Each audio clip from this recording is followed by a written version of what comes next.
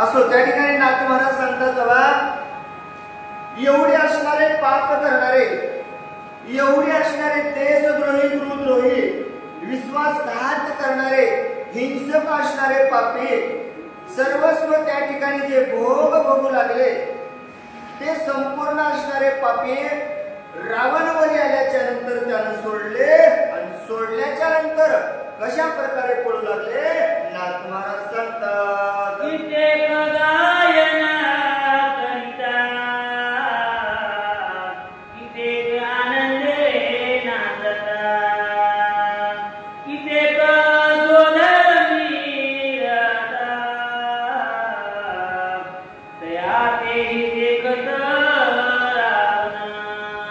आणि एवढ्या पापातून मुक्त झाल्याच्या नंतर कित्येक जण असणार नाचण करू लागले, आनंद वाटू लागला ना. एवढे भोग भोगत असताना कोणीतरी वाचवायला आलं, आपल्याला सोडवलं. काही जण आनंदामध्ये गायन करू लागले, काही जण आनंदामध्ये नाचू लागले, काही जण असणारे स्वधर्मामध्ये त्या ठिकाणी येऊ लागले. ते सर्वस्व त्या ठिकाणी रावण पाहू लागला. कित्येक गुरु भजनी तत्पर, कित्येक शास्त्री चतुर, कित्येक दान धर्मी शूरा, याच का देहो कित्येक असणारे आपल्या गुरुचा धर्म पाळण्यासाठी तत्पर होते, कित्येक असणारे शास्त्रामध्ये चतुर होते, काही जण त्याच्यामध्ये दान धर्मामध्ये असणारे सुद्धा सुरवीर होते. यांचेही असणारे त्या ठिकाणी सुटका झाली. रावण पाहू लागला.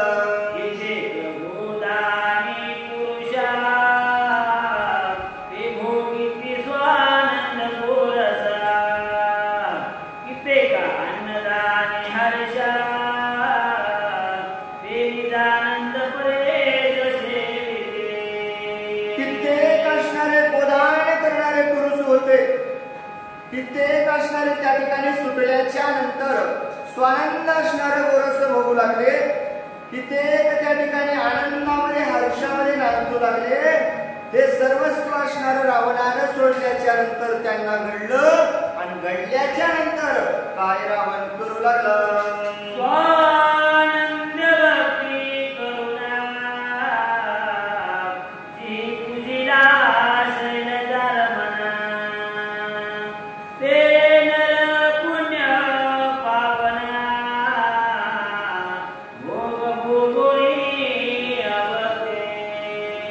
स्वानंद याने असणारी भक्ती केली आणि भक्ती करून भगवंत परमात्म्याचं ज्यानं पूजन केलं ते नर असणारे नाथ महाराज म्हणले किती पावन असतील. कारण संपूर्ण भोग भोगून सुद्धा त्या ठिकाणी देवाची प्राप्ती होते. अशा असणाऱ्या त्या ठिकाणी भोगणाऱ्यांची अवस्था नाथ महाराज सांगतात.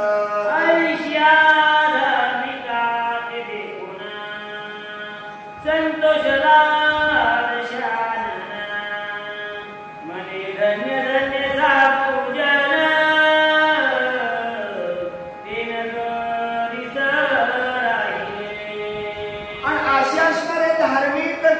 रावणानं पाहिले आणि पाहिल्याच्या नंतर रावणाला सुद्धा आनंद वाटला, मनामध्ये संतोष रावण सुद्धा धन्य म्हणला. काय धन्य असतील हे साधूजन, यांना असणारं सर्वस्व हे प्राप्त झालं आणि ते असणारे या नगरामध्ये राहिले.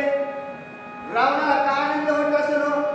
रावणही सज्जन होता ना, शिवाची भक्ती करीत होता. रावणा इतकं धर्मज्ञान कोणाकडे नव्हतं, रावणा इतकं विद्या नव्हती. आणि अशा रावणानं लोक पाहिल्याच्या नंतर रावणानं त्यांना धन्यत्व दिले आणि दिल्याच्या नंतर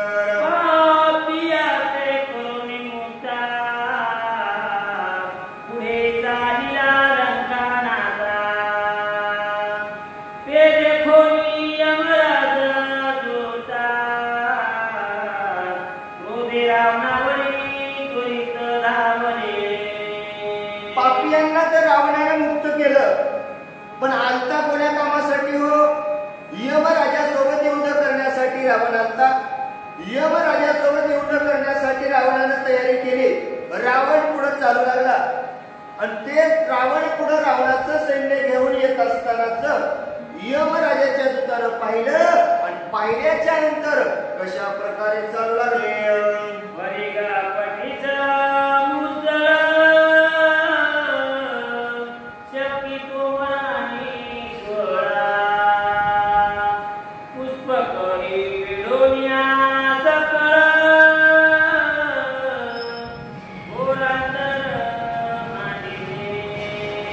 आणि मग यमराजांच्या असणाऱ्या दूताने हातामध्ये असणारे शस्त्र घेतले, मुसळ घेतलं, पट्टा घेतला.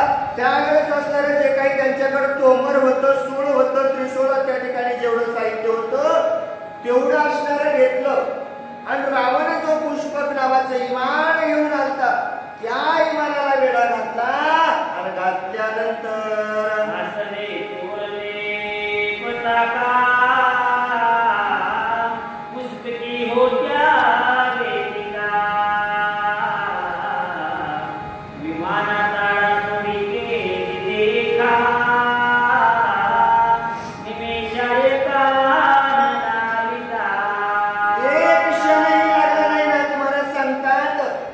ब्रह्मदेवाने दिलेलं पुष्पक इमान आणि यमरायांच्या असणाऱ्या दूतांनी त्याच्यावर काही कमी सांगत नव्हतं. संपूर्ण असणारं तोरण लावलेलं, पताका असणारे त्याच्यावरती, पुष्प असणारे, वेदक असणारे त्याच्या इमानावरती. पण सैन्य युद्ध करायला आल्याच्या नंतर त्यांनी त्या इमानाची कशा प्रकारे तडातोडी केली नाथ महाराज सांगतात.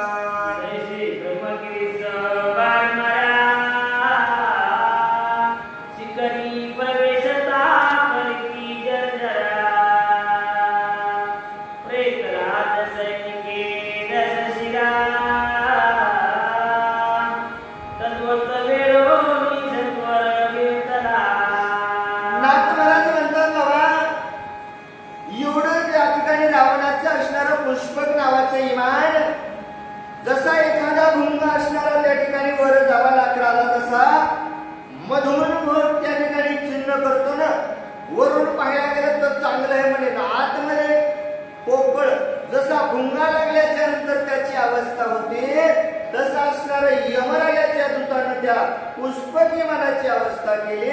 नाथ महाराज सांगू लागले.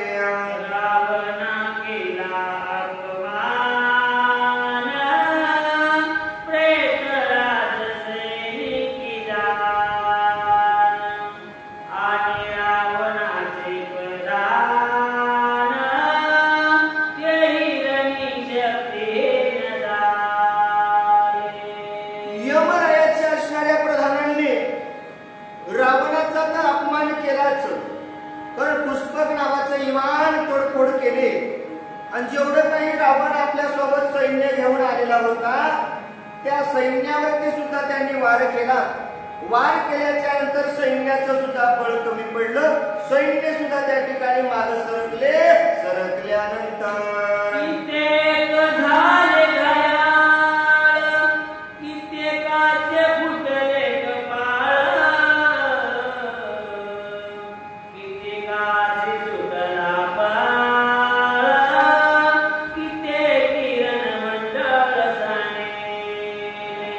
कित्येक असणारे त्या ठिकाणी जर्जरीत त्या ठिकाणी झालेले होते. काही जण असणारे घायाळ काही जणांचे डोके फुटले आणि तेवढ्यातून काही राहिलेले म्हणले इथं राहून फायदा नाही बाबा. काही जणांनी त्या ठिकाणावरून पळ काढला. कसे पळू लागले.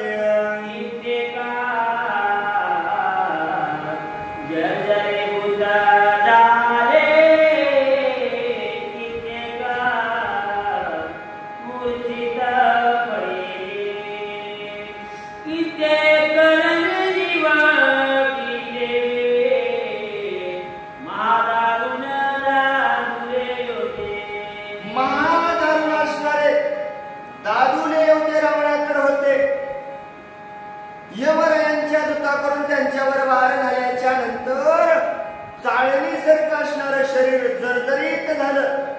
काही जण मूर्छित पडले आणि काही जणांना सहन नाही झाल्यामुळं काय करावं लागलं, आपला प्राण त्या ठिकाणी त्यागावा लागला. अशी असणारी अवस्था रावणाच्या सैन्याची झाल्यानंतर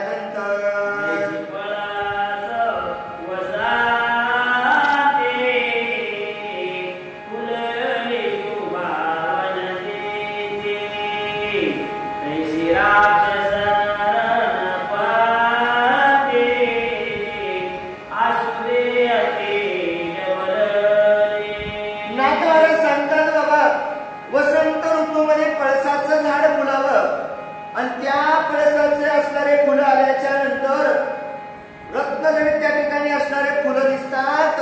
जिकडं पाहावं तिकडं लाल असणारं दिसतं.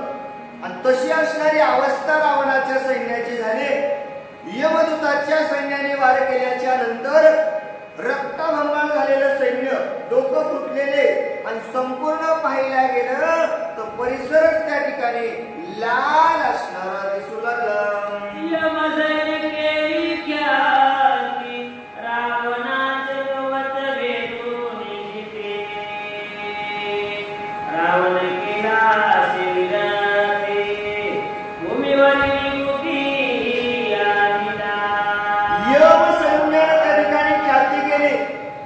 आपल्या मालकावर जे काम आपल्याला मालकाने आपल्यावर सोपवलं होतं ते कार्य यमदूतांनी पूर्ण केलं. एवढा मोठा असणारा रावण विमानातून असणारा खाली घेतला. नोहे वर सुद्धा नाही ठेवला. नाथ महाराज म्हणले जमिनीवरती आणून रावणाला ठेवलं आणि ठेवल्यानंतर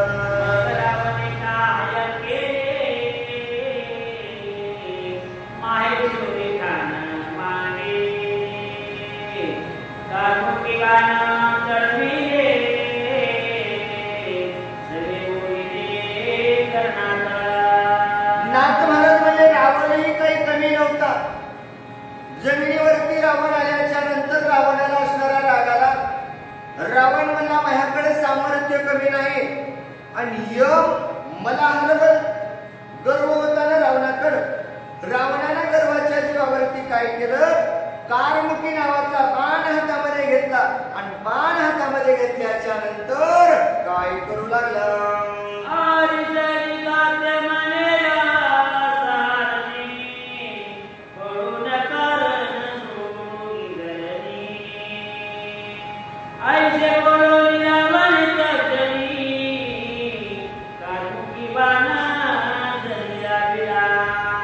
रावण सैन्याला म्हणू लागला बाबा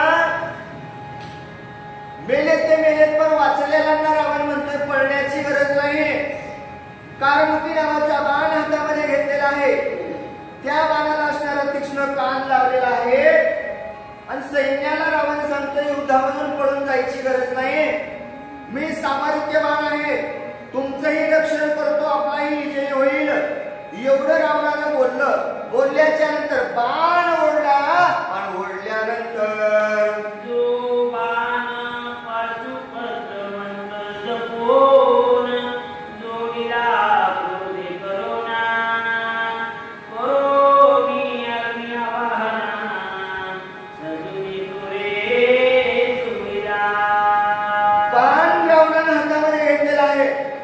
डाव्या हातामध्ये कमान आहे, उजव्या हातामध्ये बाण आहे. बाण त्याला जोडलेला आहे.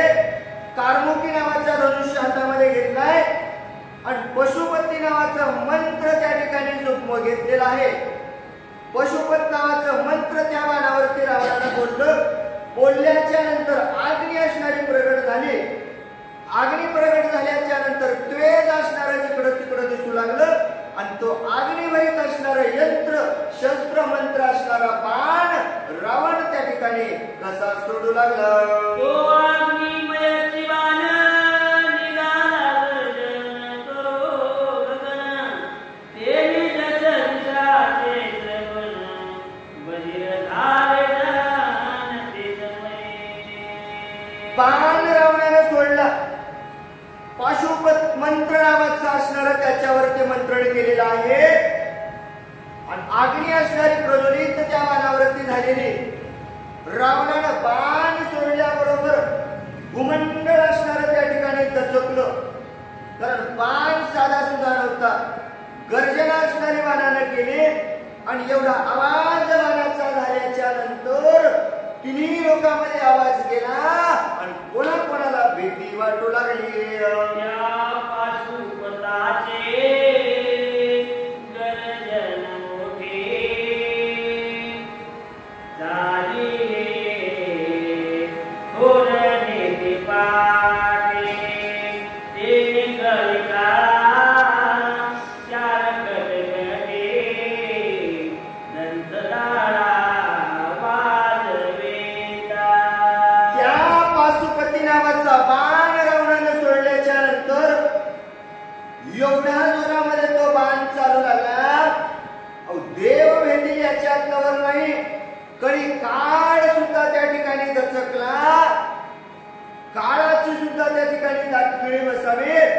कर कर दात खावं की काय आपापल्या दाडा वाजू लागल्या. काय काय होऊ लागलं. खमांजळी होना नक्षत्र जवळती, चंद्र सूर्य भयवीत येचे द्विगज तर कापते, आवनी पालते हो पाहे. रावणाचा बाण सुटल्याच्या नंतर कमंडळामध्ये असणारं नक्षत्र त्या ठिकाणी चमकू लागले. चंद्र सूर्य त्या ठिकाणी भयभीत झाले. दिग्गज असणारे देवानी देव त्या ठिकाणी थर थर थर कापू लागले. प्रत्येकाला वाटू लागलं काय होतंय, अधोमधीच काय प्रलय आलाय की काय, धरती असणारी बुडाला रसातळाला जाते की काय, का ब्रह्मांड असणारे या ठिकाणी पालत होतंय की काय, चिंता वाटू लागली. आपली मर्यादा सांगू पाहती, पूर्वनच कलाशेची सदा शिवाशी जोंबे पार्वती, कंठी पिटे गाताले. तिन्ही लोकांमध्ये गर्जना व्हायला सुरुवात झाली. आपलं असणारा मर्यादा सोडून गेला. कुरुमळा त्या ठिकाणी देव त्या ठिकाणी दचकले. कैलास पर्वतावर शंकर भगवंत त्या ठिकाणी बसलेले. भगवंत शांत चित्तानं भगवंताचं नामस्मरण करीत बसले होते. पार्वतीनं आवाज ऐकल्याबरोबर पार्वती दचकली. दचकल्याबरोबर शंकराला जाऊन मिठी मारली. म्हणजे आता भगवंत आपण वाचत नाहीत, चिंता वाटू लागली. सावित्री म्हणे ब्रह्मयाते ब्रह्मांड हो पाय पादते, तव लक्ष्मीन्या पुरे कांताते, थापटोनी विष्णू ते उदरी. सावित्री माता म्हणून लागली भगवंत त्या ठिकाणी. ब्रह्मदेवा, ब्रह्मांड आता राहणार नाही. ब्रह्मांडाच्या ब्रह्मांड पालत होतंय की काय काही कळत नाही. लक्ष्मी मातेला सुद्धा चिंता लागली.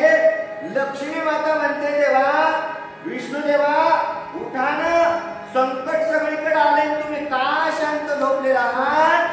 त्यांना उठवू लागली.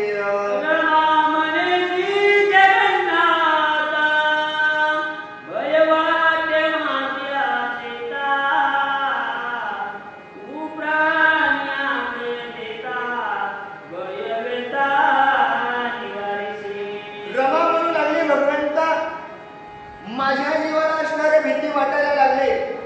तुम्ही असणारी प्राण यांना सर्वस्व अभय देणारे सर्वस्व तुम्ही आहात. चालक मालक भगवंता तुम्ही आहात आणि तुम्ही असणारं आलेलं संकट निवारण करावं.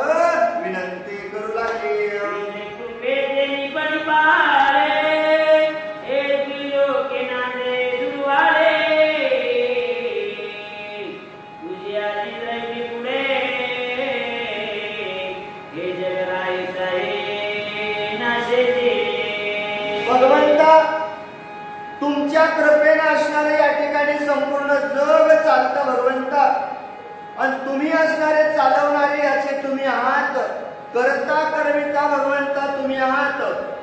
पण आज पाहायला गेलं तर मला असं वाटायले की तुमच्या डोळ्यात देखत असणारे हे जग या ठिकाणी फुटतंय की काय, चिंता वाटू लागली.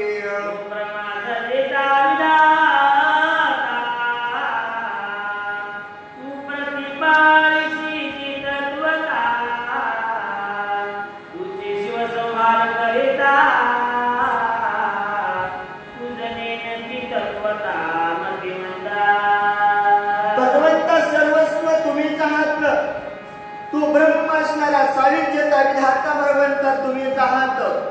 संपूर्ण तुम्ही असणारे प्रतिपाळच करणारे तत्वता तुम्ही आहात. शिव संहार करणारे भगवंता तुम्ही आहात.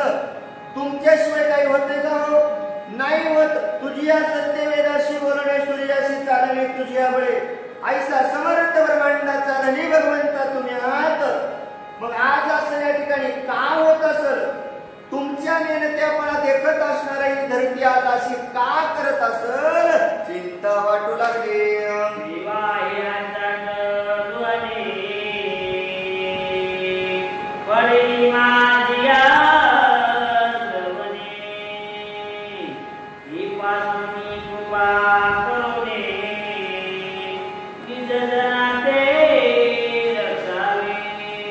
उठा भगवंता, उठा बाबा.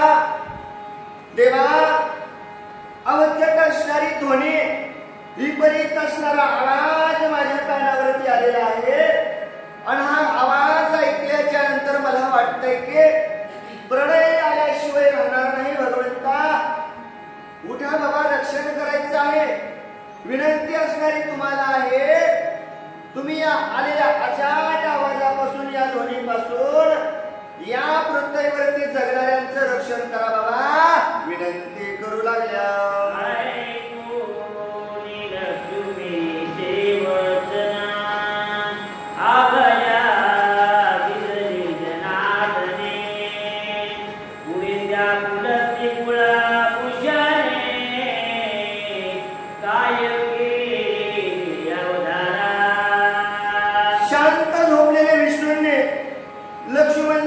त्या ठिकाणी लक्ष्मी मातेनं बोलल्याच्या नंतर वचन ऐकलं. ऐकल्याच्या नंतर नाथ महाराज म्हणतात, बाबा अभय असणारं दिलं. सांगितलं का भीतीस? तुला भीती कशाची वाटते बाबा? मी आहे ना म्हणून भेण्याची काय गरज आहे? सर्वस्व असणारं देवांनी सांगितलं. सांगितल्याच्या नंतर पुलस्तीचे असणारे ऋषी रावणाचं पुढं काय काय केलेलं आहे हे आपल्याला उद्याच्या अध्यायामध्ये ऐकायला मिळणार आहे. नाथ महाराज सांगतात,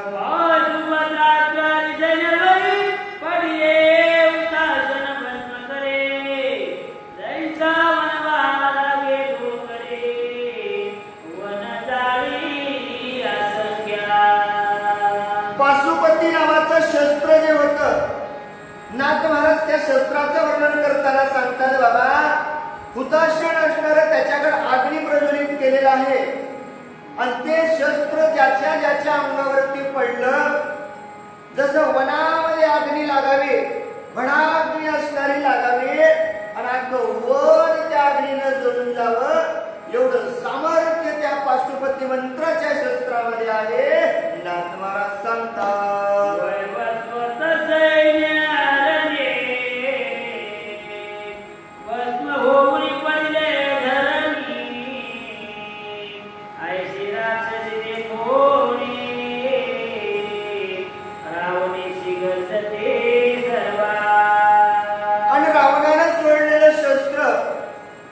यमरायांच्या दूतावरती पडू लागलं. पडल्याच्या नंतर प्रत्येक सैन्य असणारं भस्म होऊ लागलं. रावणाच्या सैन्याला आवाज त्या ठिकाणी आवाज येऊ लागला. रावणाचं सैन्य गर्जना करू लागलं, पण यमराजाचं सैन्य काही गर्जना करायला तयार नव्हतं, कारण संकट त्यांच्यावरती आलं. आलेलं संकट कसं निवारलं जाईल? भगवंत त्या ठिकाणी उद्या काय काय करणार आहेत? रावणाचा विजय होईल का यमाचा विजय होईल? हे संपूर्ण कथन आपल्याला उद्या ऐकायला भेटल. एका जना जना शरणा निघाला रावणा उडील रसाळ निरूपणा झोपे सावधान ऐकावे. एका जनार्दन स्वामीला शरण लावून नाथ महाराज सांगतात, बाबा पाशुपत नावाचा असणारा मंत्र रावणाने सोडल्याच्या नंतर आजच्या युगामध्ये तर रावण हरला नाही. आज रावणाचा विजय झालेला आहे, पण पुढे उद्या असणारी रसाळ कथा आहे. सावधपणाने ऐकावी विनंती करू लागले.